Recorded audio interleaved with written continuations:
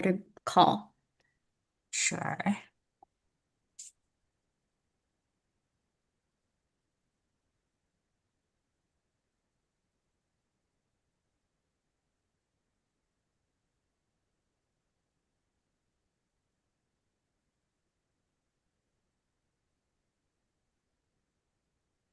Recording in progress. All right, I guess that's my cue to get started. All right. So, welcome everybody to this webinar we're having today on December 18th, 2025, on titled From Shock to Strength, hosted by ANACP, How to Recover from a Campus Crisis. I'm sure you've all read this in the news, but Brown University, which is my college, had a school shooting on Saturday, and two people passed away from it, and 9 others were critically wounded. So before we start tonight's webinar, I'd like to just I'd like to ask for a quick moment of silence, remember the victims, their families, and I ask that everybody keeps these people in their thoughts because it's a very tragic event. So a quick moment of silence, please.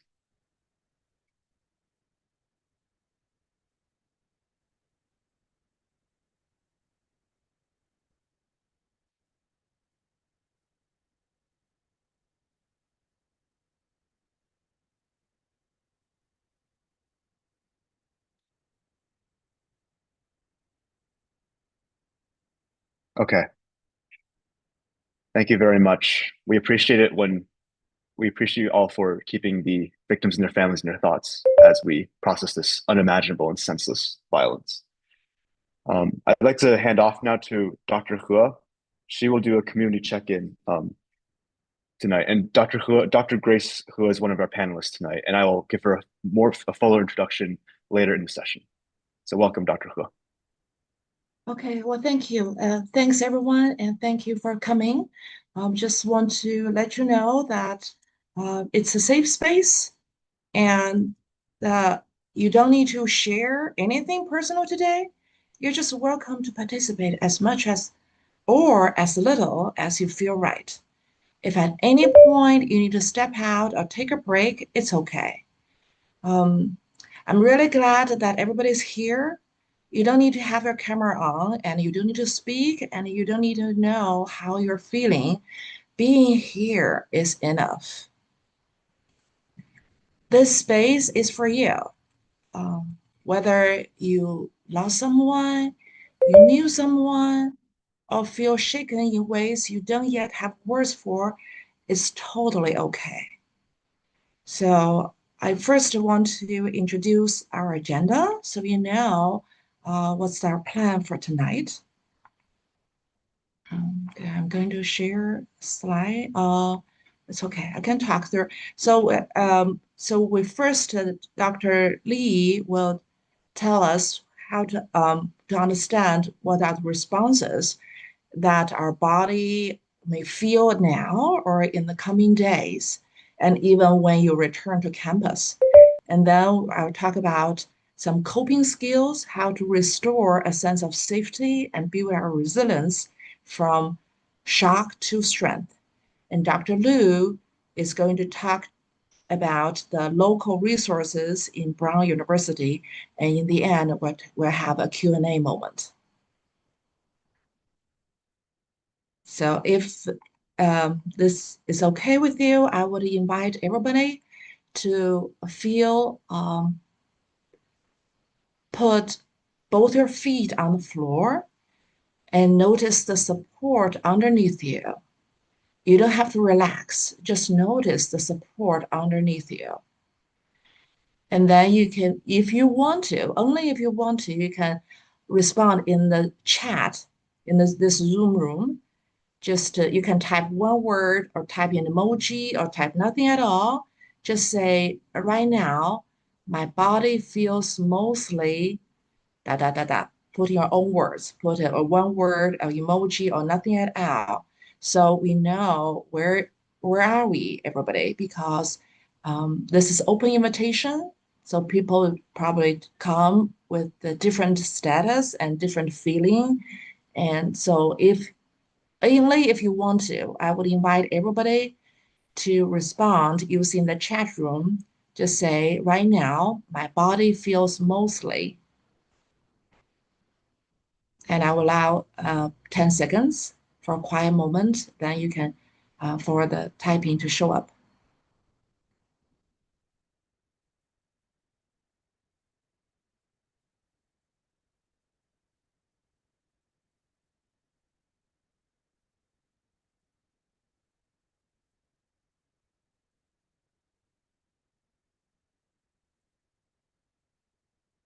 Okay, thanks everyone for trying. And I would invite everybody to take a slow breath. Take a slow breath in through your nose and let your breathe out just a little longer than the inhale. And after you repeat several times, now I would invite everybody to come to the next step, which is Dr. Lee are going to share. So I'll return the mic back to Dawson. Thank you very much, Dr. Hua. Dr. Leo will now introduce ANECP. Thank you, Dr. Leo.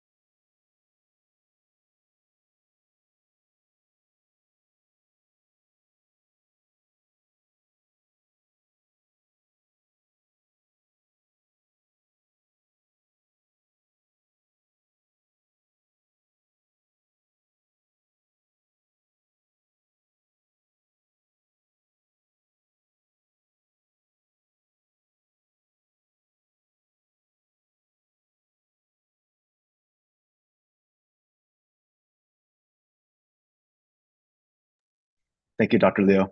All right, we're going to start now with the actual presentation tonight. So before we move on, I just want to introduce myself as the moderator of this session. My name is Dawson Lin. I'm from Brown University, class of 2028. I'm majoring in computational biology at Brown. I'm in my second year. And I work as a researcher at the School of Public Health, studying health data and statistics, biostatistics. And in my free time, I serve on Tuxedo Volunteer Ambulance Corps, and I'm a licensed New York State emergency medical technician. That's a little bit about me. I'll introduce our three panelists for tonight. Dr. Yan Li is the Associate Dean of the Graduate Program at Duke University, and she is a licensed psychologist in 43 US states. She serves as a crisis intervention specialist on Duke University's Student Behavioral Assessment Team, or SBAT for short. Dr. Li holds both a master's and a doctoral degree in counseling psychology in the United States. She previously served as director of the Counseling and Psychological Services Centers and Associate Dean of Student Affairs at Duke University and Duke Kunshan University. With more than 20 years of leadership experience in student mental health and international student support across higher education institutions in both the US and China, Dr. Li has been long dedicated to trauma response, cross-cultural adjustment, and mental health advocacy and intervention among Chinese and US college students. Welcome, Dr. Li. Grace Hua. Dr. Grace Hua is a licensed mental health counselor associate in North Carolina State, International Coaching Federation certified professional coach. She currently works as a mental health therapist for United Health Services. In addition to her work in hospital-based care, Dr. Grace also provides mental health counseling in private practices. A core strength of Dr. Grace's work is her focus on youth and young professionals, supporting individuals navigating stress and building emotional resilience. Welcome, Dr. Grace Hua. Dr. Linyue Liu is a clinical psychologist with the Child and Adolescent Inpatient Program at Bradley Hospital. She earned a Doctor of Psychology and a master's degree in clinical psychology from George Washington University. She also holds a master's degree in social work from Fordham University, New York. She completed a postdoctoral psychology internship at McLean Hospital, a Harvard Medical School teaching hospital, in addition to a predoctoral psychology internship with the Spire Health Alliance outpatient clinic in Braintree, Massachusetts. Her postdoctoral fellowship in clinical psychology is from Tufts University. Welcome, Dr. Linya Liu. And now I will pass it off to Dr. Yan Li for our first panelist presentation. Thank you very much. Thank you so much, Darson, for the introduction.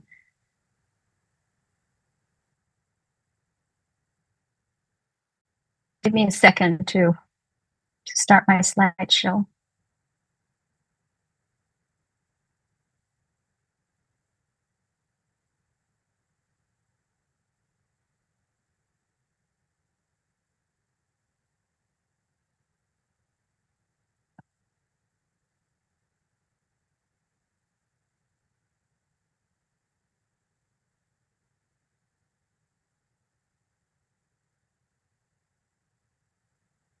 Sorry, having a hard time to.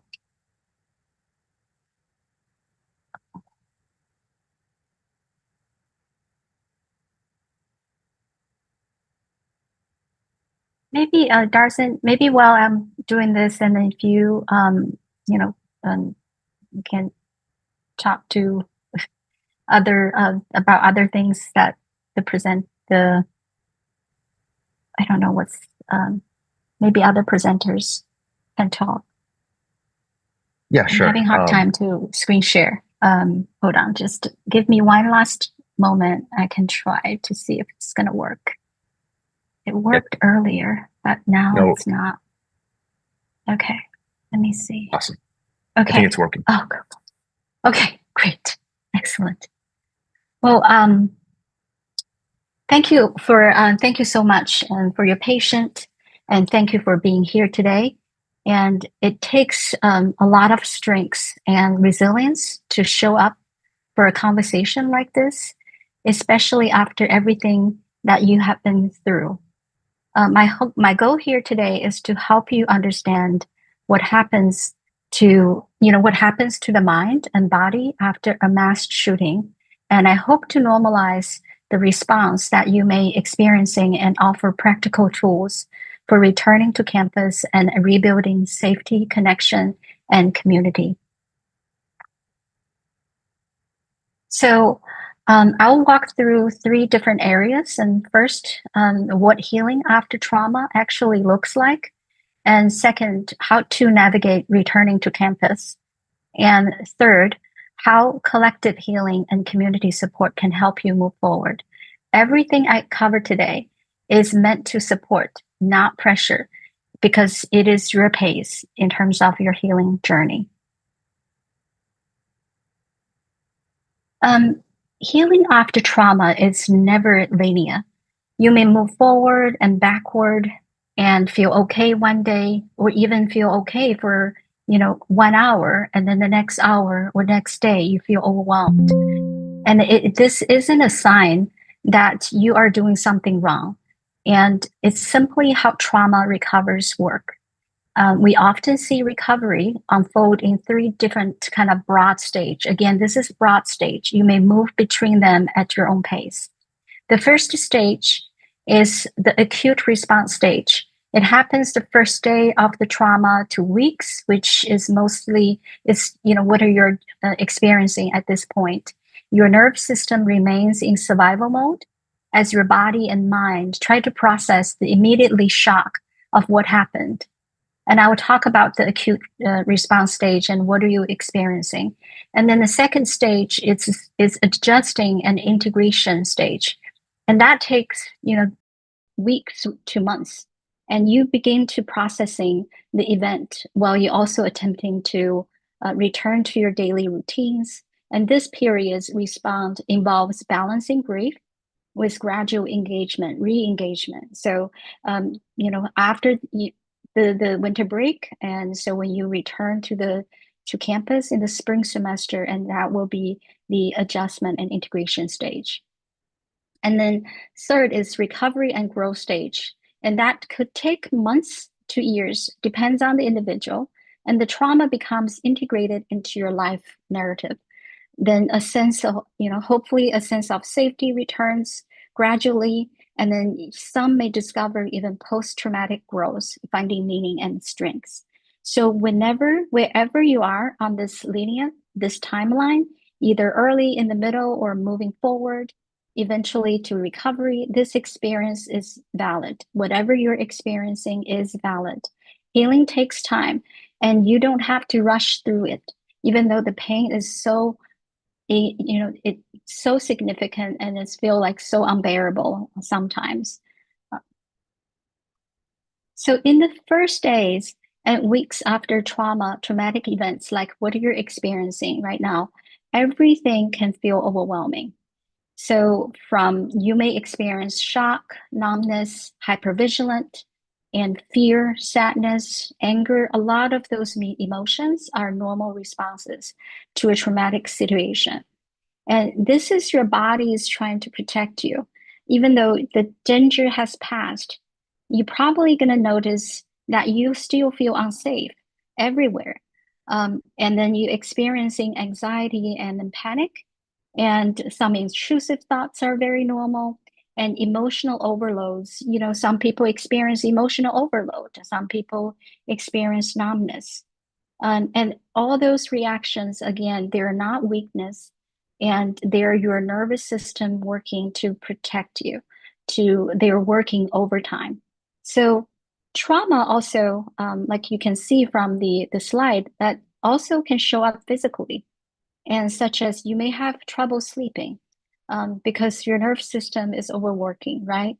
And try to stay vigilant, and it's hard. And sometimes you may have nightmares. Difficulty concentration if you try to process cognitive space, cognitive information, and your memory will be impacted. Short-term working memory will be impacted. Avoidance of kind of reminders or avoidance behaviors and to certain places and people, and emotional exhaustion. And so all this impact when you go back to school, if you're still working on, I don't know how many of you are on campus and how many of you at home.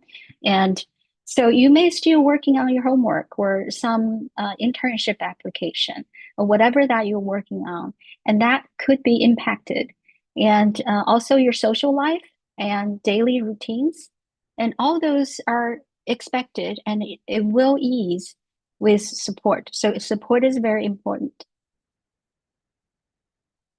Many of you may experience survival guilt. And yesterday at our parents workshop, the survival guilt came up a lot. And this is a very typical and very typical in terms of for traumatic events survivors. And thoughts like, why am I here? Why am I alive when others aren't? Right? I don't deserve to feel good or okay. And why me? So all those feelings are painful, but extremely common, like I said, after common violence. And it emerges, especially emerges when your empathy is so deeply activated and your nerve system is overwhelmed by questions that have no easy answers and with senseless act like this. And so it really comes with empathy, but not from doing anything wrong. Because our nerve system will attack us when not our mind is going to go inward, and when things doesn't make sense and start judging us and criticize us. But this is not something you have done, that you're not doing anything wrong. So be compassionate and be gentle to yourself. And I want to continue to talk about why survival guilt happens. It is because your brain is trying to make sense of something senseless, right? And humans, we're wired to look for right? Fairness and control. And when something feels so random like this, and so sad and so shocking, and the mind often turns inward and blames ourselves, as I said earlier. And again, that deep empathy combined with this sense of helplessness and really creates very intense emotional pain for others who are suffering, for the people that you have lost, right? You care about the community that is in pain. So we are carrying a lot of empathy and a sense of helplessness. And young adults like you're emerging adult in the college, kind of environment. And you are also going through a critical stage of identity development, which also meaning that you're especially vulnerable to this pattern.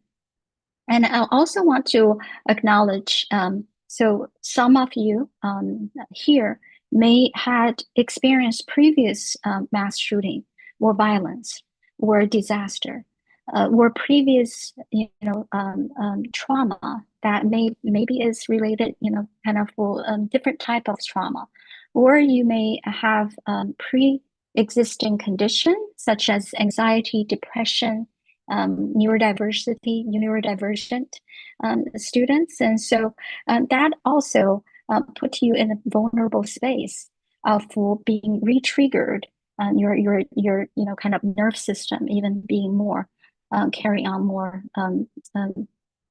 weight at this time. And also, how does survival guilt show up? And you may feel sad. You may feel shame and guilt and anger towards yourself, to the situation, to the world. And then also sometimes because the pain is so much and we have this kind of avoidance, right? We want to heal first and it's hard for us to accept help because it's vulnerable. Behaviorally, you may experience withdrawal, avoid people, hesitant to ask for help, and push yourself too hard to earn this kind of I survived and I need to work harder. But by naming this pattern is the first step towards compassionate healing. A few principles can help normalize your experience, in which we are doing now in this panel. And survival guilt is human. That makes us human. And allow your emotions and don't judge them. Rebuild the safety first. Understanding them comes later. Stay connected is very, very important. Isolation intensify guilt. And which is why that this type of workshop and webinar is so important, because the communities comes together, we heal together.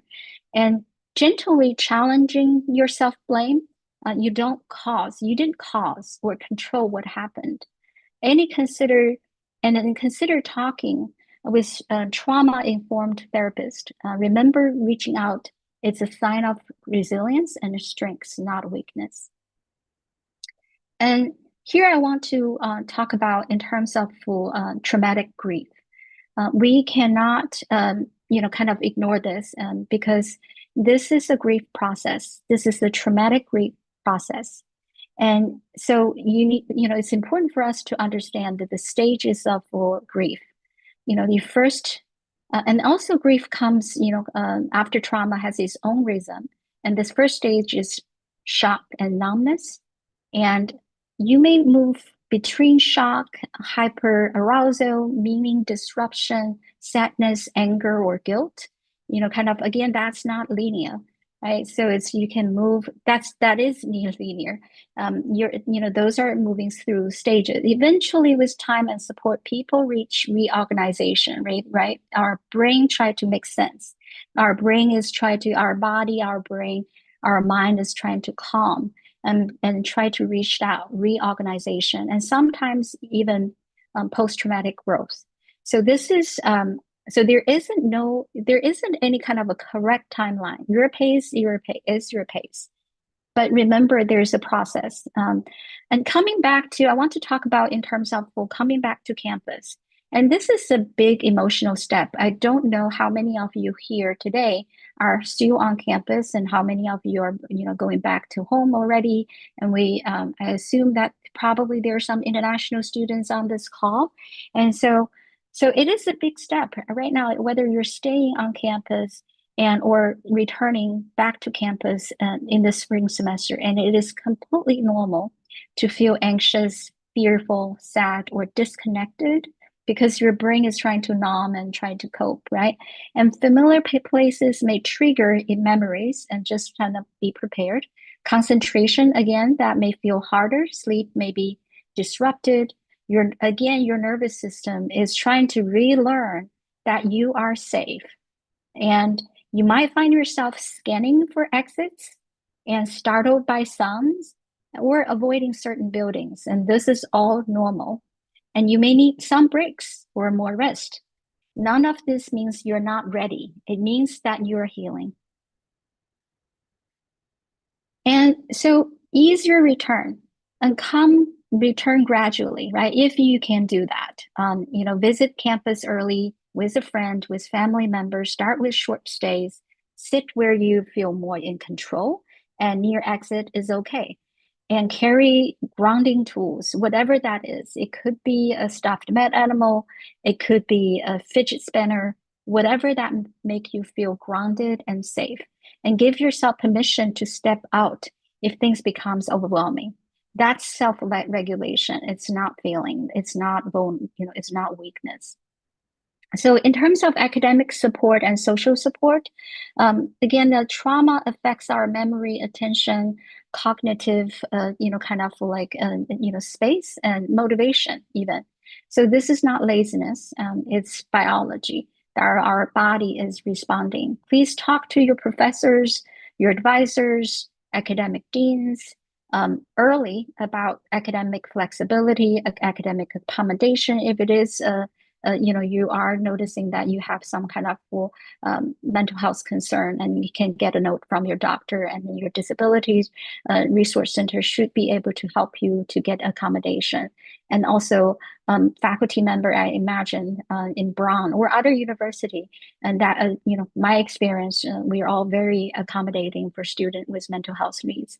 But you need to communicate and advocate for yourself. Socially give yourself permission to set boundaries. It's okay to say no. Some students want closeness, right? Community. Some people want space, and they need to process alone first before they can reach out to others.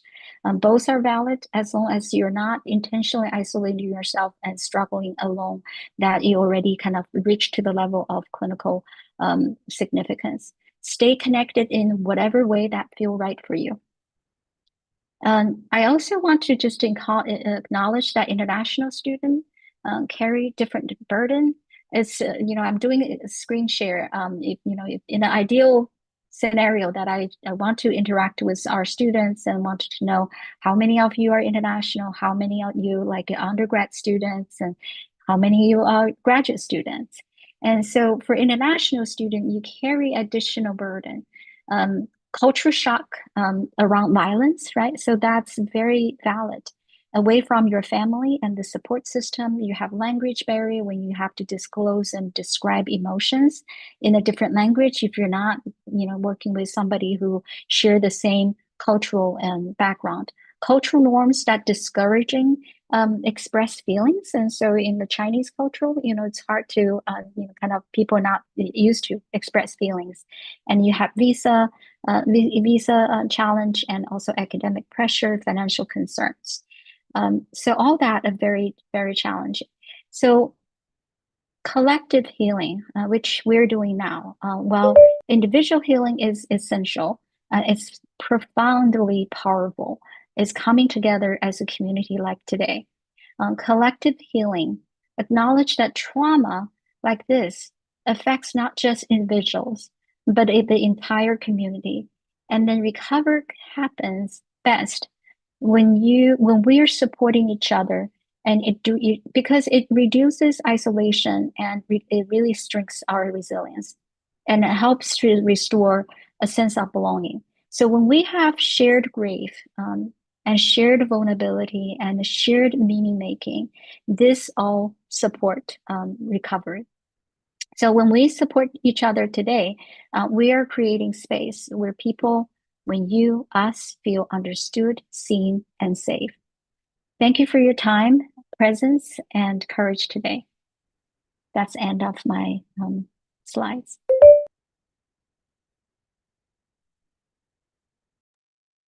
All right. Thank you very much, Dr. Yan Li, for presenting. That was incredibly helpful. Awesome. So Dr. Grace He will now give her presentation on the situation at hand. Thank you, Dr. He.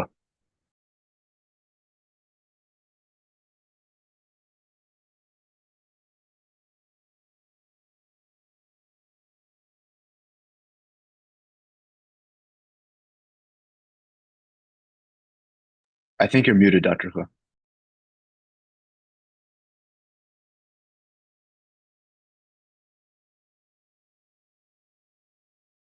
Well, sorry about that. Okay, I'm going to focus on the from shock to strength, how to cope in the aftermath of such a tragic thing happened.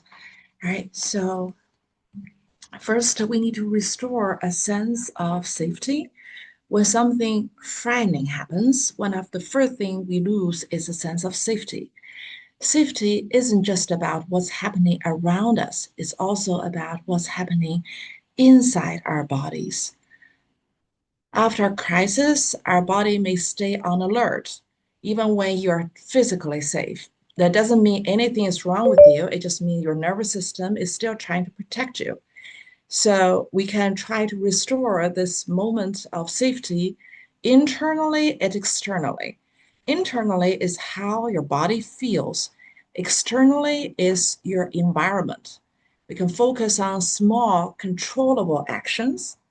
Predictability and routine is very important, help the nerve system settle. Just like in the beginning of this workshop, we covered our agenda, what's going to happen. That's predictability. And then we have supportive people and places matters a lot too. There are specific grounding skills like we did in the very beginning, like focus on your body and feet on the floor, slow breathing, inhale and exhale. And there's also another one they use a lot, very effective. It's called sensory grounding. We can try it now and just silently to yourself. You don't need to talk to anyone.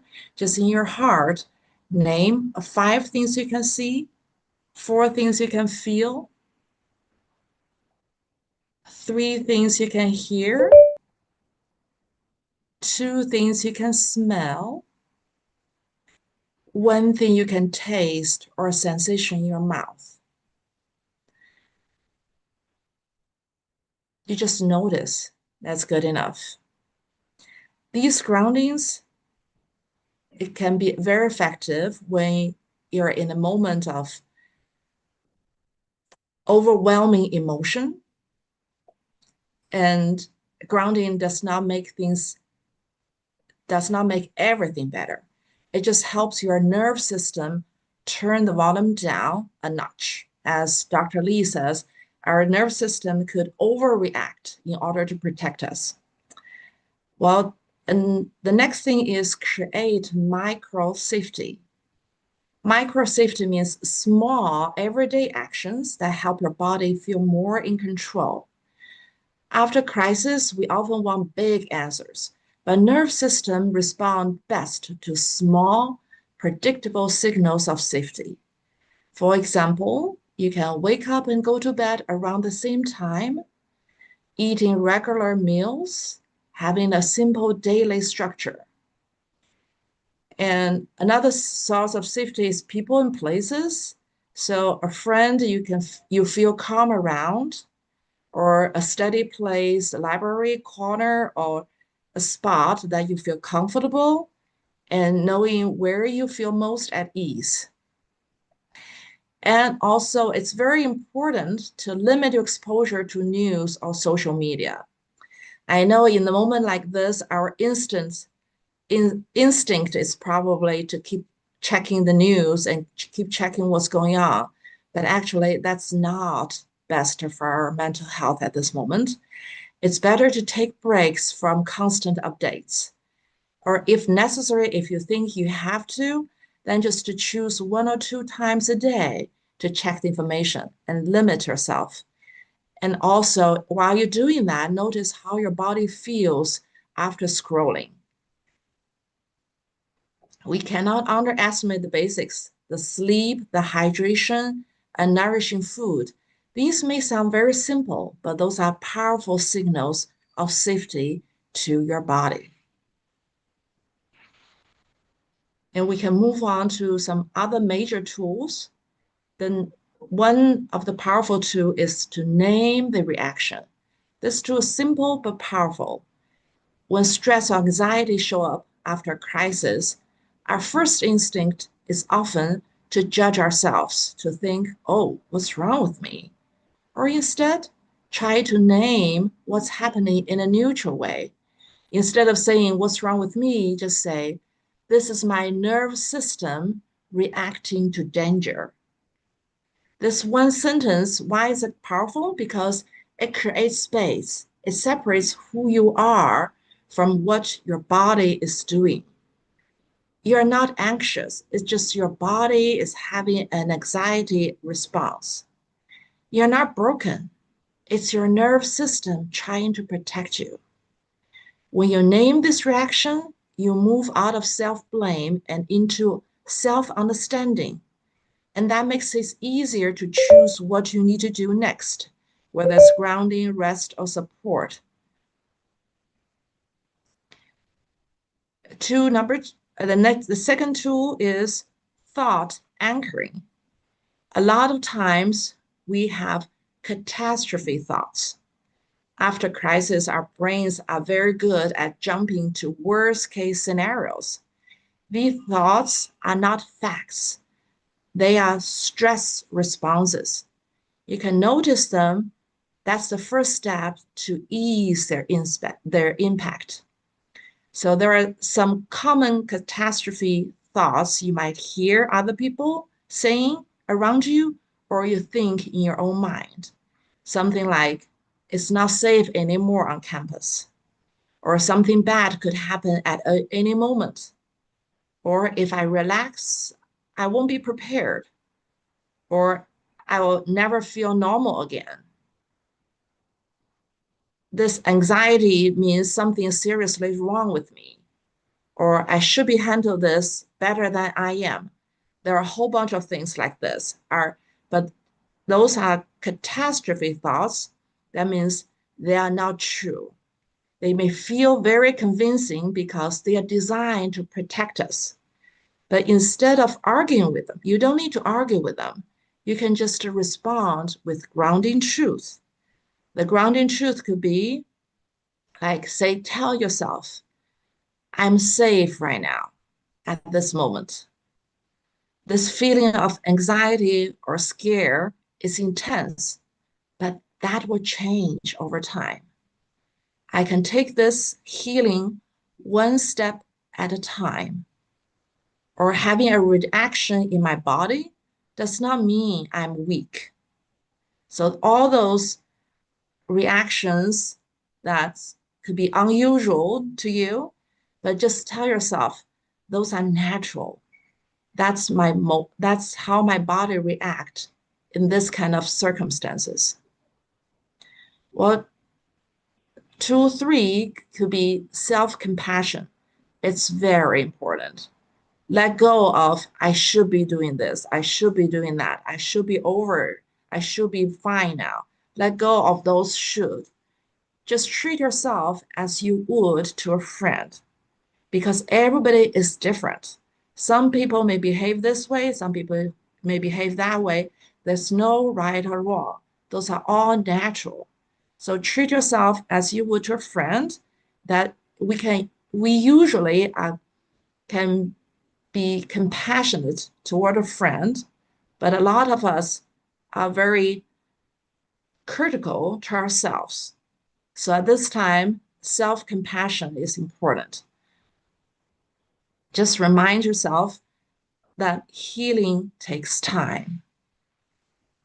And I don't know who are in this workshop. Very likely some of you didn't experience the catastrophe firsthand, but there are friends around you who are having difficulty in this aftermath. So you may want to support your friends after something like this. This is a very powerful part of healing. At the same time, first, you need to remind yourself you are not expected to fix anyone or carry their pain alone. you can support but not become overwhelmed yourself. A very effective way to support others is supportive listening. Listen more than you talk. Just let pauses happen. Even silence could be healing. If you want to say something, reflect feelings, don't provide solutions. Reflect feelings could be like, it sounds like you've been feeling really on edge, or sounds like you've been feeling very heavy. The helpful things you can say is, I'm very glad you tell me this. This sounds hard. You don't have to go through this alone. I'm here with you. So what to avoid, what not to say is try to fix or try to solve the problem right away. Or don't say like something like everything happened for a reason, or take responsibilities for their recovery. Building supportive environment does not mean you have to have the right answer. Your presence is often enough. And also, you need to set healthy boundaries to protect yourself. Boundary statements could be like, I care about you. I'm really glad you're talking to me. I don't always know how to help, but I can help you think about who else might support you too. So that's to encourage them to have professional support. And in the same time, protect your own well-being. Well, if necessary, you can take breaks from heavy conversations or check in with yourselves after. You can check in with a supportive friend yourself or talk to a professional yourself. And we can have continued care because the healing is a long moment, right? You can heal, you can feel fine now, but hey, a week from now, or even a month from now, and so continued care is very important. There are a lot of continued care resources. What I'm showing on the slides now is the Brown University self-care assessments. It has you can see there are 4 dimensions for self-care: physical, emotional, psychological, and spiritual. A lot of us focus on the physical, but emotional, psychological, and spiritual are very important too. You can develop your own self-care plan, like following the steps. Again, this can be found in Brown University, and I'm sure there are many other resources. They are just the tools to support you develop your own self-care plan. And then talking about Browns, then there are some local resources that I'm going to give the mic to Dr. Lu. She's going to introduce some local resources.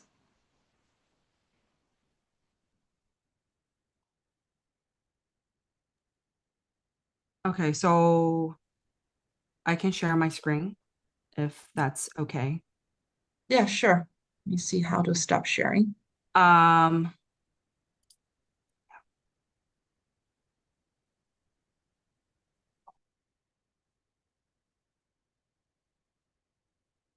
okay, so my part is relatively short and brief, and I don't need anyone to kind of memorize anything because all of these resources I compiled myself or I just found it online or it's through Brown will be delivered kind of like send it to everyone whoever want to kind of save it for future use.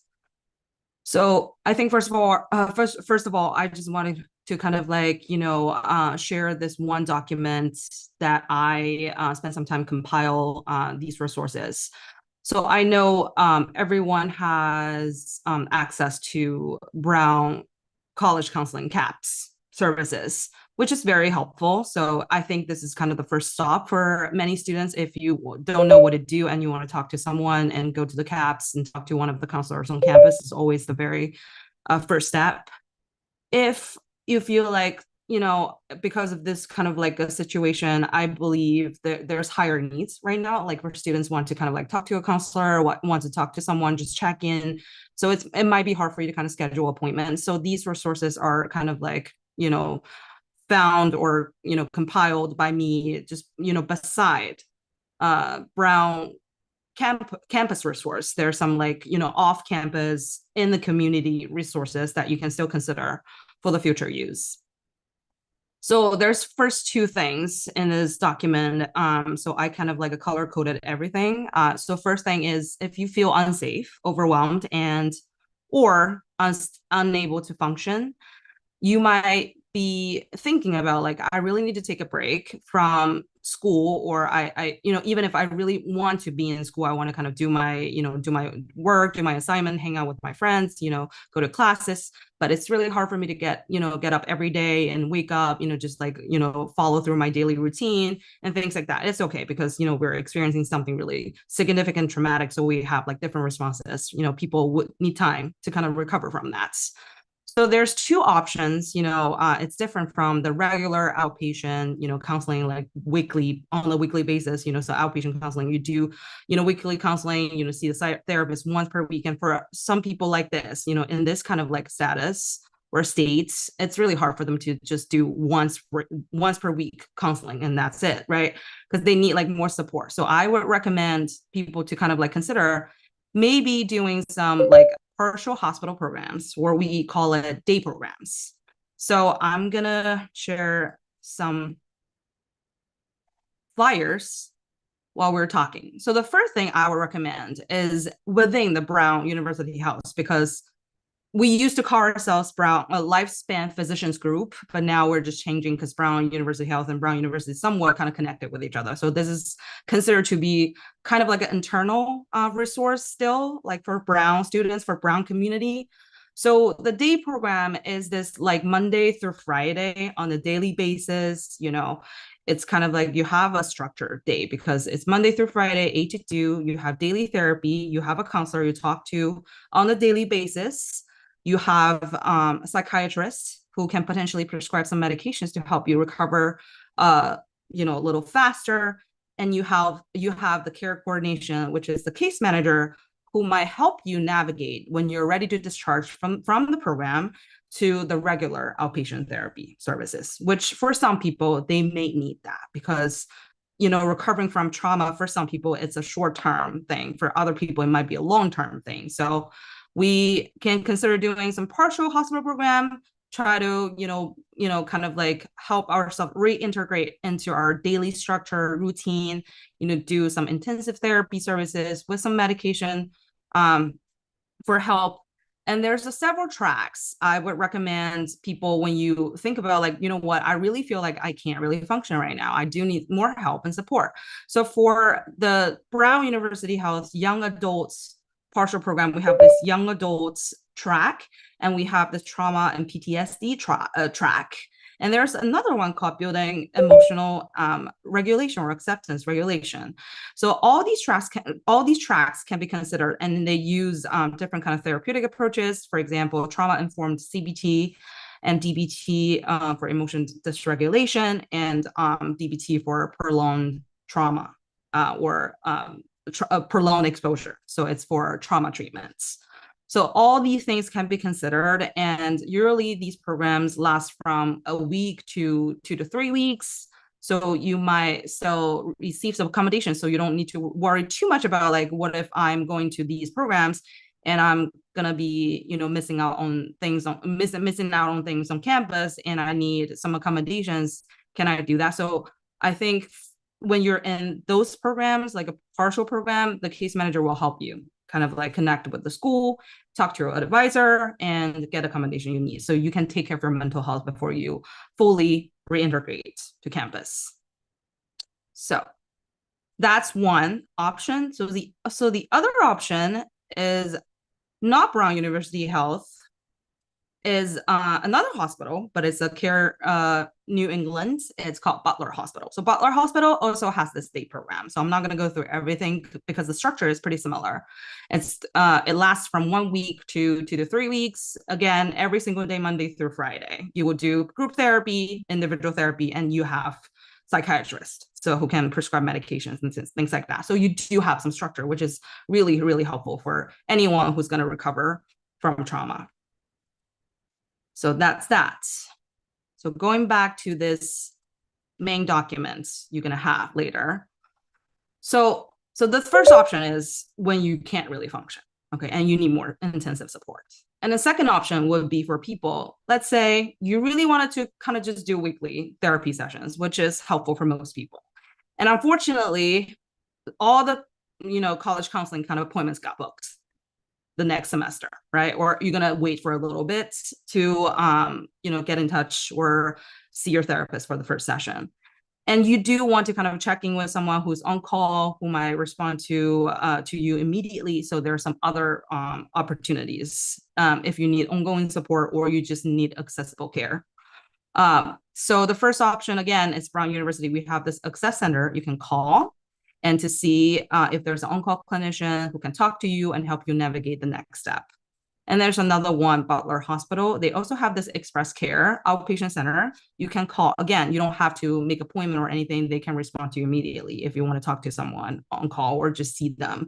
They do really brief evaluation. They provide recommendation. They help you connect with the community-based resources or outpatient clinic. And always when you kind of like come out of the Butler Hospital Express Care outpatient, they will give you a follow-up plan. So you do have instruction afterwards. So it's not like you're going to that one time kind of like a counseling appointment and then there's no follow-up. So always you're going to have some instruction or guidance after that. So which is really helpful for a lot of people. And there's also other resources like BH Link. This is like a crisis or crisis line. I would consider a crisis line. And it's kind of like you can use either call 988 or this number. It's a local phone number you can call. And then it's also kind of acts as a hub and not necessarily like a 911 type of hotline, but it's kind of like a crisis line. It's a warm line. It's going to help you kind of navigate the resources as well. And tell you like, maybe you need this type of service, or maybe you need this level of care. So they can help you kind of navigate through the process. So there's another one called Providence Center. They have this 24/7 emergency line. They also have this drop-in counseling services for you to just walk in. You need to talk to someone. And you need to get the services and the resources. So this is really good for students who are decompensating, and you really need to talk to someone immediately. Not necessarily you need to go to the emergency room, but you need to kind of like have this kind of like a immediate or fast response kind of like check-in. And if you need to kind of like be seen by someone to do the evaluation and then kind of like and tell you what the next step could be for you. And then again, like 988 is a suicide crisis lifeline. So feel free if you feel like I can't navigate the situation right now. I feel like I'm decompensating. I don't know what to do. I'm like in a mess. It's all chaotic. It's too much. It's overwhelming. Call them and then help them, just like involve them into your care and then help you navigate the resources. So last but not least, this is a kind of like a traditional type of services, like a weekly therapy session. So if you are actually stable enough, but sometimes here and there when you're back on campus, you still feel like you got reminded of the traumatic events, but you still feel like safe in general, but you want to kind of like recover over time and rebuild the sense of safety over time, I would encourage you to kind of like consider the other two services, the regular outpatient. So the one I recommend is the Brown University Health. Again, Brown University Health. Again, this is kind of like internal. It's kind of linked with Brown University. I'm going to show. So this outpatient is very unique because it serves young adult population. They provide comprehensive evaluation. They provide medication management and treatment, individual counseling, and they have access to 24/7 on-call clinician whenever you need to talk to someone for a crisis evaluation, for someone to help you de-escalate the situation. on the phone, they have someone like this, and they potentially would include your parents or any loved ones or in your care, on your care team, to help kind of like build support for you in the community. So they provide the consultation with parents and loved ones. Last but not least, they actually has the liaison with university faculty and staff, which means if you need some extra support, accommodations, I think one of your clinicians on your treatment team will be able to reach out to the academic advisor or staff member or faculty member just to kind of like give them some feedback or just put the recommendations in so they know the students actually seeing in the young adult outpatient psychiatry. They need extra attention, they need help and support. So it's really helpful. It's probably going to be like a smooth process for a lot of students if you need a longer term counseling and then kind of wraparound service, which this one could be an option. And going back again to this document, there's other resources and options for sure. So community-based trauma-informed therapy can be found in a lot of, local community-based, community mental health clinic or center. There is one very famous, they have a lot of, clinics all over the country. It's called LifeStance. And also they have a lot of locations across Rhode Island. So they offer both therapy and medication management. So for students who are looking for longer term kind of recovery, I want to kind of really explore what's going on with me, understand myself better, have like a really strong coping strategies and be more adaptive, dealing with day-to-day stressors. So this can be considered, and you can, when you call in and ask for appointments, you can specifically say, hi, I'm looking for a grief trauma focused therapist because of X, Y, and Z reasons, or this is something, this is my treatment goal. So I wanted to kind of like get connected with someone. So the intake coordinator might help you kind of book appointment with someone with the specialty. So, and this is also good for longer term healing once your kind of safety is stable and you can do this one.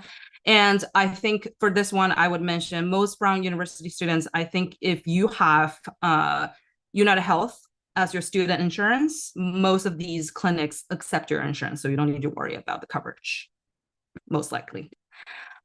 So the last one, sometimes doing individual counseling might not be the greatest for a lot of people. They may need peer support, right? They want to, get involved with other people. They want to feel supported by others. A strong support system is always good and beneficial for your recovery. So NAMI, Rhode Island provide this peer-led support groups. And they actually have a trauma recovery support group right now. And if you're interested and it's a peer-led, again, it's not like really therapeutic. It's kind of creating this like safe space for everyone to feel supported by each other. And it's confidential, it's free. Feel free to call Jeremiah, which is the person kind of in charge of, recruit people to the group. So you can sign up for the group. That could be another kind of like resource for everyone who's considering not only individual counseling, but also some group therapy or supports. So last two documents I'm going to share are both from Brown University after what happened. So I, as like employee for both Brown University and Brown University Health, I definitely kind of like have a lot of, emails afterwards. So I personally found the, resources kind of compiled by Brown University Medical School Department of Psychiatry and Human Behavior, very helpful. So they're very fast, kind of they compile all these, psychoeducational resources online for anyone who's like thinking about, for example, the psychological first aids, by STAR, and then by NCTSN Trauma, National Child Traumatic Stress Network. They have a lot of resources online for, for individuals, for college students, for parents, caregivers. So there's a lot of kind of reading materials for you. So it's kind of like provide some practical assistance strategies, some psychoeducation information. So it might be really helpful for you to kind of like, reference back when you need to kind of like get a better sense what's going on with you, right? And then kind of navigates your recovery process. And there's the last one is also from Brown. It's National Mass Violence Center. And this is kind of like this flyer is with 4 pages, they include both the resources for, victims, survivors, community members, with all these like reading materials, and there's also kind of like online training courses for yourself, or if you want to kind of provide the training or provide some information session for your peers, and this could be a really good resource for you to kind of take a look. And they also have some app for you to download, so maybe you can have like easy access to these materials while you're kind of like dealing with this kind of like a really traumatic feeling or a difficult thought, or just in general like a very difficult situation. So this could be really helpful and could be something you just keep with you whenever you need to kind of like take a look. So all of these resources I'm covering will be shared later after the meeting. So if there's any other questions, feel free to kind of reach out to us, and I might be able to kind of provide some extra guidance for resources. Thank you very much, Dr. Hu and Dr. Liu. That was a very, very good presentation. So I think now at this point in this session, we're going to open up for questions. So if you have any questions as the audience, you're welcome to use the Q&A chat function to ask them. And if people don't have questions, then I'll ask which questions I prepared. So feel free to post some questions in the chat if you are brave. Great. All right, so the first question is, hi, thank you so much for your presentations. I was wondering if you have all the recommendations how to approach checking in others in the aftermath, both short-term and long-term. Any of you can answer this as you see fit.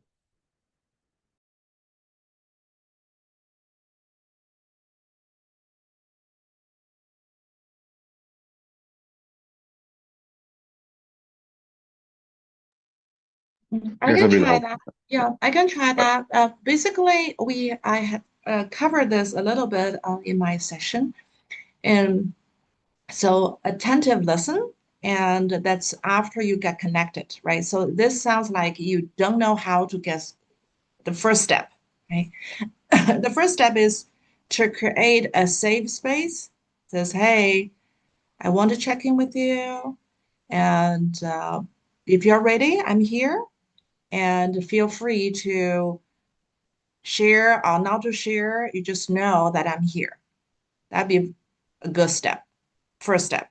And if that person is willing to talk and to share and to offload, to pull out their heart, great. And then just come to the attentive listening part, how to support a friend that's covered in like probably 20 minutes ago.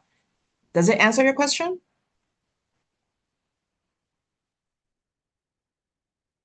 I don't think, unfortunately, they have a way to actually like reply because it's a Q&A function. So I'm Okay, so sorry I about ask that. you, do you think I have answered the question? Yes. Okay. Thank you very much. You.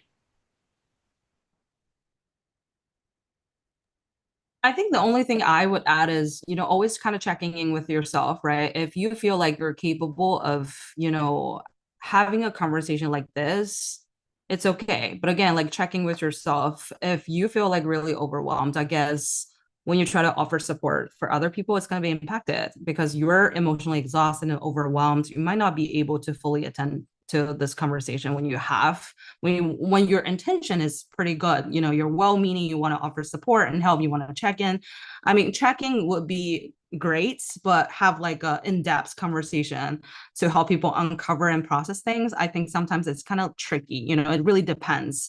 We all have like different level of tolerance. If you can't really tolerate the situation and you can't really have like an in-depth conversation because it's too triggering for you, I would recommend you to kind of like, pause there, take a step back, or maybe like recommend your friends or anybody you feel like they really truly need some professional help, and recommend them to kind of seek that type of help and support. And for yourself too, like if you need to kind of check in with other people or debrief afterwards, well, feel free to kind of reach out to some professionals or people, your own support system, to get that support and help.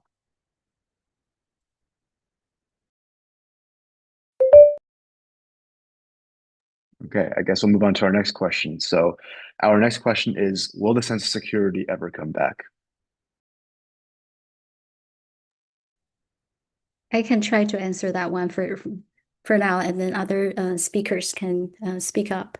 I think, right now, because we're at this really acute response stage and our nervous system is very overwhelming and still in this survival mode, as we all talk about. And so it is really hard to imagine, right, that we ever going to feel safe and secure.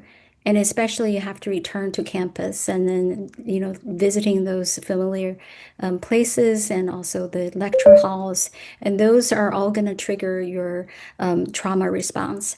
And so really knowing that the healing is going to take some time, the stages, right? It's not linear. But also, after the acute response stage and eventually with support, with space and process, and then you are able to reintegrating to your day-to-day life and function and feeling this kind of reorganization and re-experiencing the life. And it's really kind of it's going to be a slow, gradual exposure therapy, basically, that, then through that process, you're going to feel more confident and feel more, your nerve system is going to be able to also calm down and be able to say, okay, it is safe, but it's not completely 100%, right? So you still have that kind of alert, but not necessarily overwhelming you that feel like I cannot function. And eventually, it takes months and years, and for you to have a sense of full safety to return. It's going to take time, and for some people, they may even find meaning out of this kind of post-traumatic growth and find meaning and the strengths and resilience. It is tough to imagine that the safety is going to return, right? Especially we hear all the violence and shooting, that is happening in the world, in the United States, and so it is hard to believe that, but give it time and take care of yourself.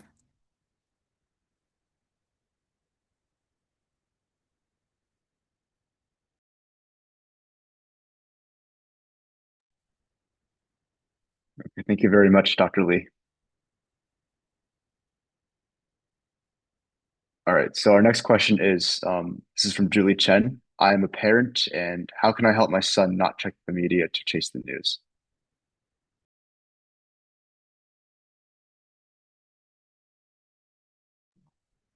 I can take that. As a parent, I understand that you're going through a very difficult time because your loved one is in this trauma stage and post-trauma stage. And so you're very eager to help. It's the same, just remember the boundary and the healing takes time. You need to remind yourself, even though your child may look like worrisome, but remind yourself this is it's just part of their natural healing process. And the best support you can provide to your child is that safe space and attentive listen, your presence. The more like holding space you provide them in love, the better. Don't Our instinct as parents, our instinct is to help, to get them heal faster, but actually let the healing happen naturally. And so that come to the specific question, how can you help your children to like not to check the news constantly, is to through education, tell them. And then if you think um, what your education is not enough, recommend them to get professional help. That would be my recommendation.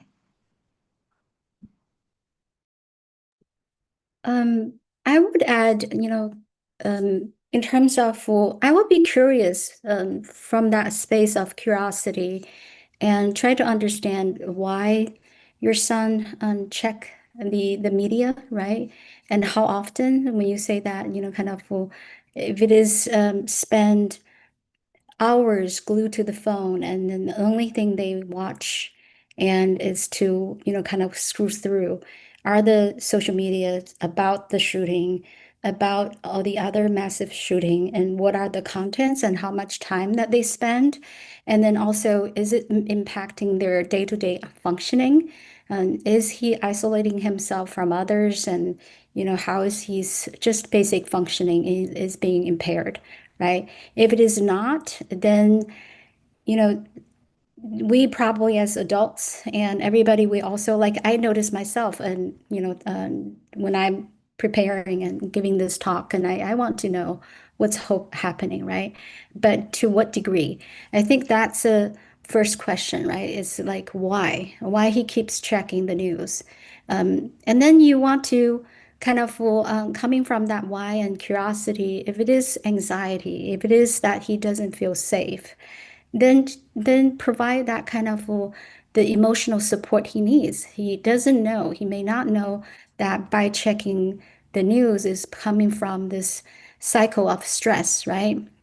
That because of fear, because of anxiety, and then having a conversation. I'm wondering, what's going on, and you've been spending this time on that, and I'm wondering how are you feeling, and does it make you feel better, right? When you check news, and like Ray said, right? Having that space, and then after you connecting, and then you feel like your son is in a place that can hear you. Then you can create some kind of a safety statement, right? And to be able to have some kind of checking ritual, or kind of you can use a fidget, deep, kind of deep breathing, and other ways to calm the nerve. And also, if you're in that space, again, that kind of depends, right? And be able to, if he can listen to you and then be able to kind of start talking about, okay, have limited access, and then talk about the how scary news can affect our brains, and really need to validate his feelings and not checking the behaviors. Yeah, so I will start with that.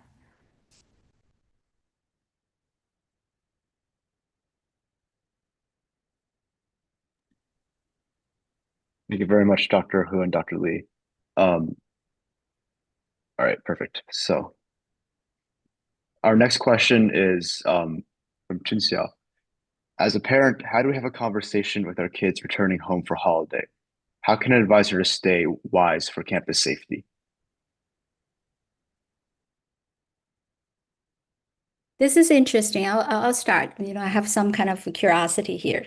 So, as a parent, when you ask that question, first, my curiosity is, and you used the word advise her to stay wise for campus safety.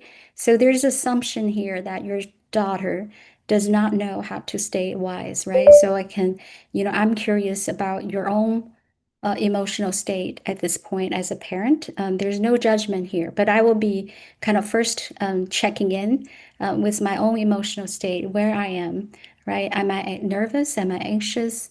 Am I worried, right? Is it coming from my daughter actually, or this is like, is it that I notice some behaviors and concerns that my daughter is presenting, that she is not being wise for campus safety?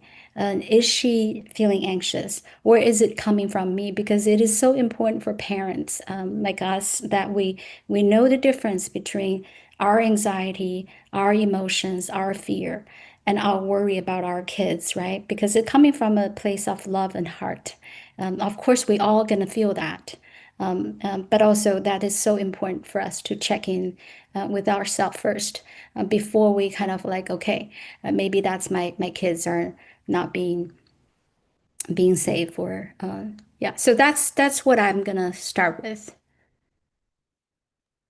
And if you have a conversation with your kid, be honest, right? Your kid just come back from Braun, like they experienced that traumatic event, and checking in, how are you doing? I'm so worried about, well, we can't say that, but at least we're not kind of like make sure that we're not placing the anxiety. I love you. I know, there's a lot going on, and just checking in to see how you're doing, and is there anything that I can do to help you and support you? I'm here for you.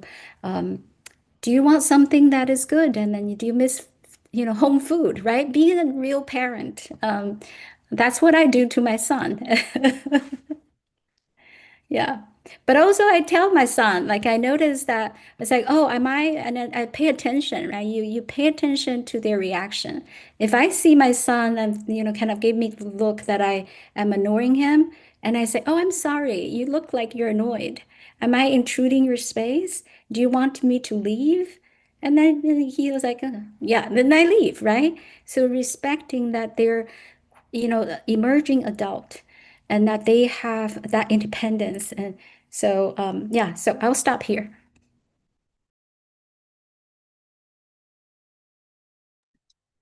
Thank you, Dr. Lee. Yeah, I echo what Dr. Lee says. First of all, respect them as emergent adults.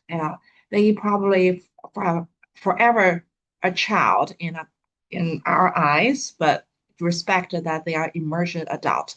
So the goal, it's great that your kids return home for the holidays and you can be there, support them. Your goal is not to get all the details or that let them feel better right away. The goal is to help them feel safe, respected, and not alone. So you can start with your presence, but not questions. You can say, oh, I'm really glad you're home. It's good to see you. We're here if you want to talk. I think that that kind of space is very important. Thank you very much, Dr. He. All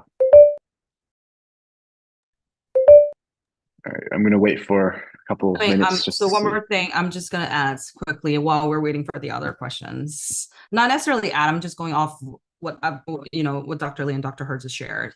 So I know, working with parents and working with, young adults and teenagers, my sense is like when there's like really painful and traumatic things happen to the child, parents has this strong tendency to rescue and to problem solve, even if the kid is an adult, right? And then when you have this urgency to rescue your child, to problem solve for them, and it's most likely you're gonna trying to control a lot of things, not intentionally, not like necessarily you really want to control everything or every part of their life.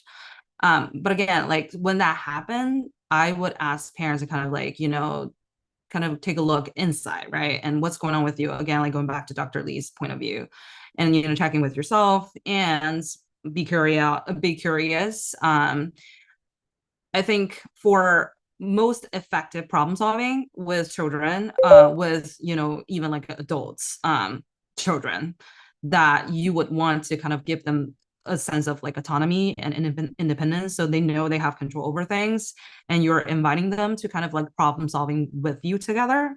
So that collaboration, that spirit is very, very important and will kind of help you open it up, for them to kind of like, hey, actually, this is how I feel, it's just like provides more information and details, and you'll be able to kind of like validate the feelings before you can move on to the next stage, which is the problem solving.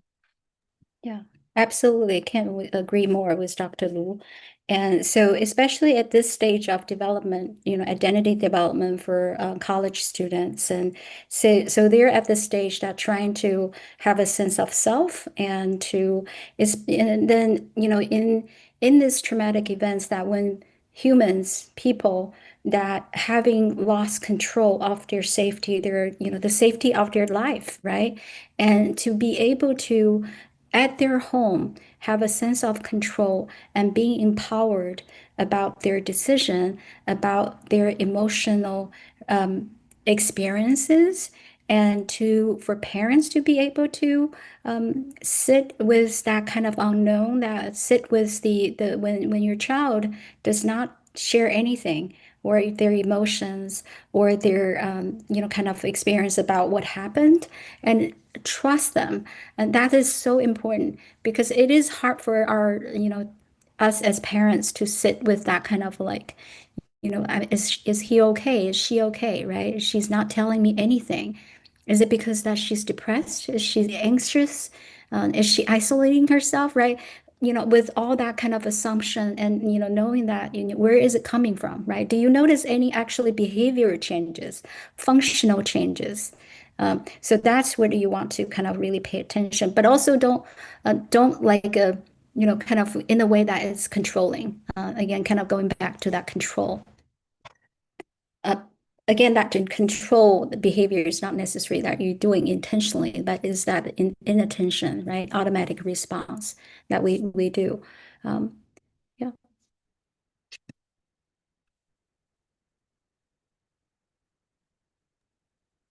All right. Thank you very much.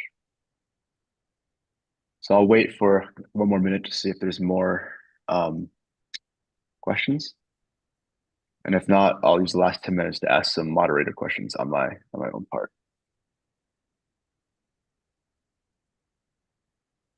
All right. Thank you all for those wonderful questions, by the way. Those are really thoughtful questions from the audience. So we really appreciate that.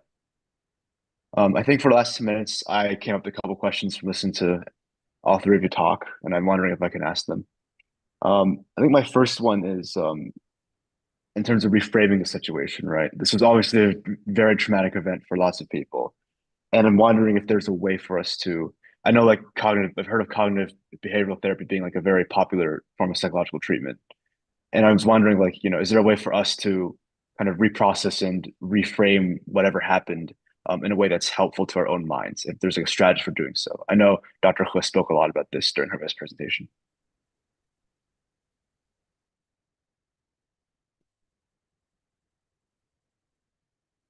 I think, I would say, in terms of for reframing and trying to make sense, that meaning making, and that stage most likely will come later.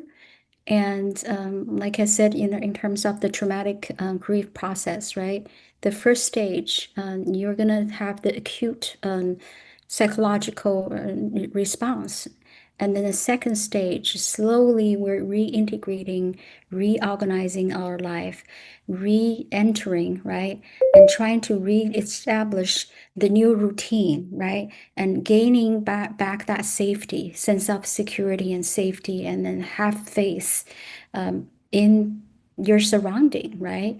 Or human. And then the third stage, I think until then, probably we won't be able to. The third stage, if you're able to really kind of come, some people may not be able to come to that meaning making stage until years later, or maybe struggle still with PTSD.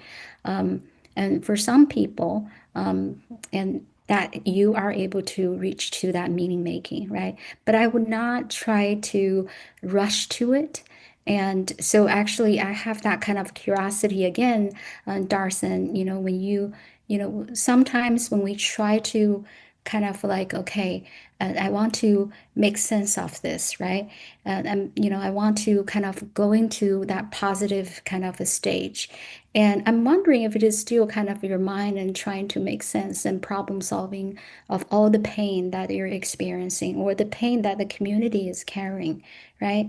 I'm wondering if that's a control strategy, is avoidance strategy because of the pain that our mind is trying to come up with something, or you are ready, right? So that what I would going from that kind of a curious state from me when I hear that.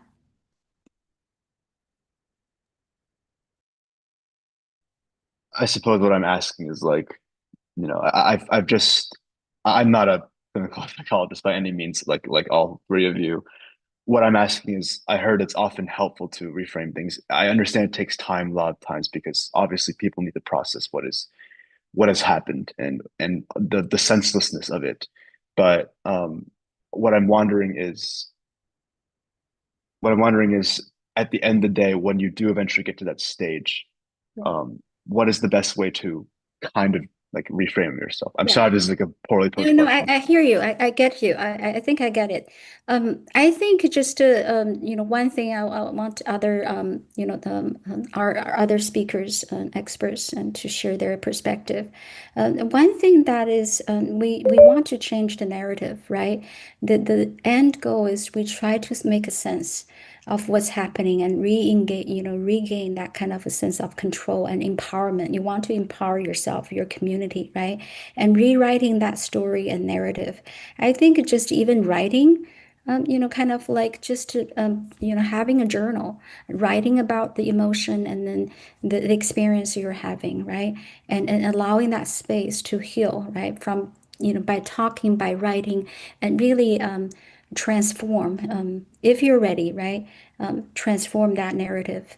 And so absolutely, I think that's that's going to be helpful. Everybody in terms of how they respond is going to be different. The way that works for you may not be working for others, and finding your own way and then trying to make a meaning. And maybe, kind of like, for example, so I said yes to this because there's a value to me that wanting to support the community and that is in pain, right?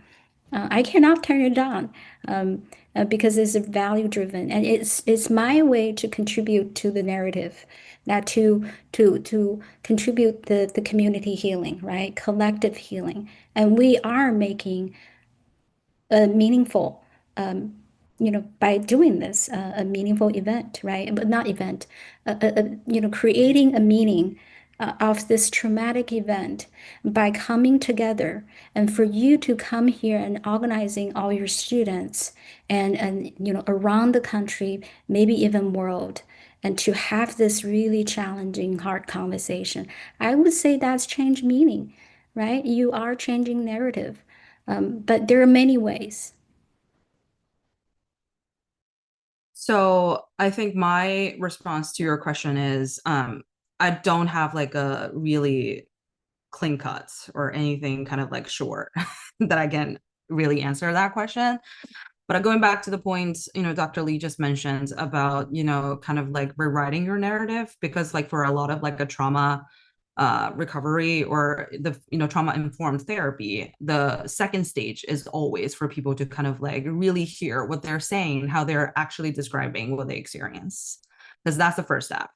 Because from that description, the therapist may help the client to have some sense about and their kind of like experience from their perspective, because how they describe the situation is not necessarily true to what actually is going on, right? So the fact is not the same as my emotional experience. So there is a lot of kind of a component such as your emotional experience, your thoughts, and your thought can be really tricky, right? For a lot of people who experience painful events or chronic painful events, there's a kind of like a tendency and pattern in their thoughts. They would describe things in a way that could be really black and white, really all or nothing, really, really kind of like, putting themselves down and looking down on themselves and kind of like kind of like degrading themselves and a lot of kind of like these narratives.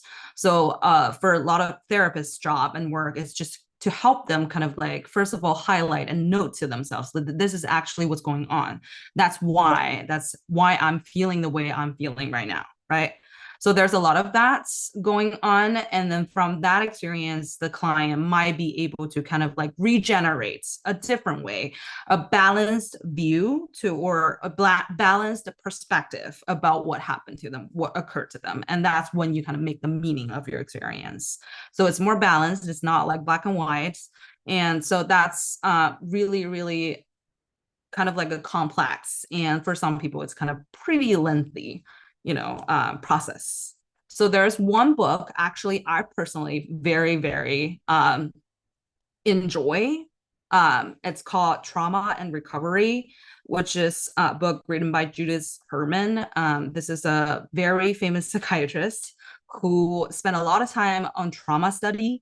And this book really kind of like provide guidance for not only the therapists ourselves, but also for, people who experience, domestic violence, mass shooting, political terror, things like that, to kind of make sense of their trauma experience. I would recommend people, if you don't want to spend time on social media and just keep yourself posted on what's going on, did we catch that person, spend some time reading that book, because I think that's gonna kind of help you find the peace and calm you're looking for now. And she does a really nice and wonderful job just describing why, when we kind of need a stage kind of informed or focused therapy, because for any trauma recovery, without safety and stability, you can't really move on to the next stage, which is the make meaning of your trauma experience and regenerate a new perspective and narrative.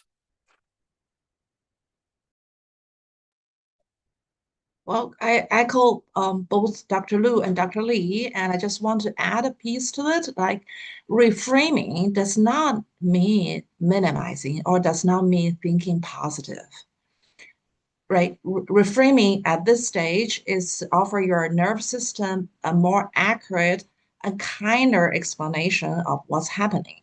Like, name what's happening without judgment, and shift the meaning to the mechanism. Just say, hey, what my body is trying to do is protecting something. I'll try to understand myself. What is my body trying to protect right now? And then try to say, what might help my body feel safe right now? So basically, reframing does not necessarily mean um, like you have to ignore the current stage. I think reframe, respect the healing stage, right? We have stage 1, stage 2, stage 3, and then respect yourself. You are still in the early stage of the whole healing, and reframe it to understand my body and allow itself to heal. And also, what the Dr. Lu says remind me of the apparent earlier question about, how can I have my son not checking the constantly. Actually, your son's checking most likely is a coping.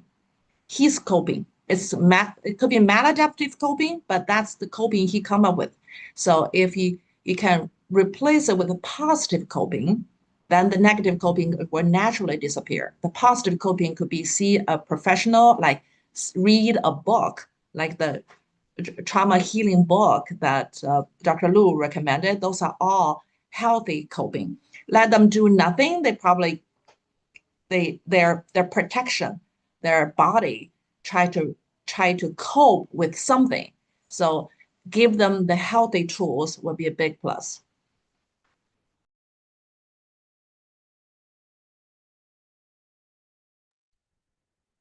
All right, wonderful. Thank you all. Thank all three of you for your incredibly thoughtful answers to that question. Give me one quick sec. All right, so I just want to, I guess, we're kind of at the end of our time here. Before I pass the mic off back to Dr. Lo, Dr. Leo, I just want to quickly say thank you to all three of you, Dr. Yan Li, Dr. Grace He, and Dr. Linjue Lu, for your incredible presentations. This was very, very helpful in such a bad time, and thank you for putting together everything in such a short notice. I think we all really appreciate that, and what you've done here has been incredibly helpful to our community. I'd also like to thank the audience for their incredibly thoughtful engagement and questions tonight. And last but not least, I want to thank Dr. Chris Leo for organizing this session and working with a lot of people to make this possible. So I want to thank all of you again, and you deserve a round of applause. Sorry, it's virtual, so, but yes. All right, I guess I'll pass it off to Dr. Leo again. Recording stopped.